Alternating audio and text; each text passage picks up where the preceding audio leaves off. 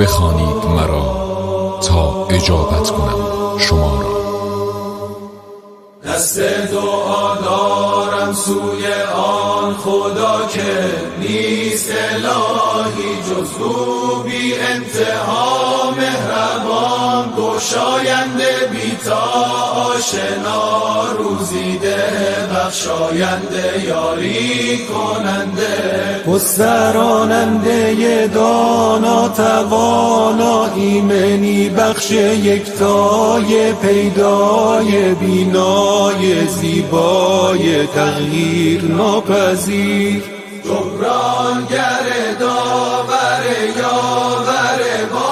وفا، ای شنونده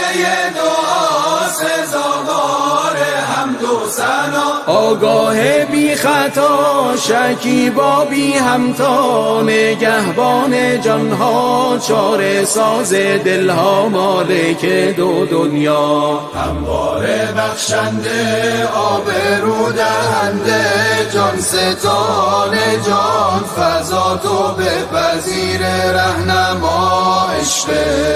بی انتها، ای پوشاننده همیشه پاینده، ای نور تابنده از ازل تا ابد زنده، گردآورنده آفریننده، هستی بخش دل سوز فرزانه، هویدا یابنده گرداننده نگهدارنده، صاحب بخشش و دانش، نیکوترین صاحب و دارا دارنده، فرمان روای آمرزنده، بی نیاز از عالم و بالا برنده، یگانه جان بخش، نخستین و واپسین شکافنده ذره ها، بالا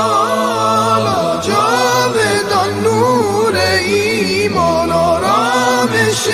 جان، دادار بی نظیر زمین و زمان، از او نشد ستم هرگز بر جن و آدمیان، خداوندا بادا بهترین درودت بر آن بهترین مخلوقات تو، احمد و خاندانش از دل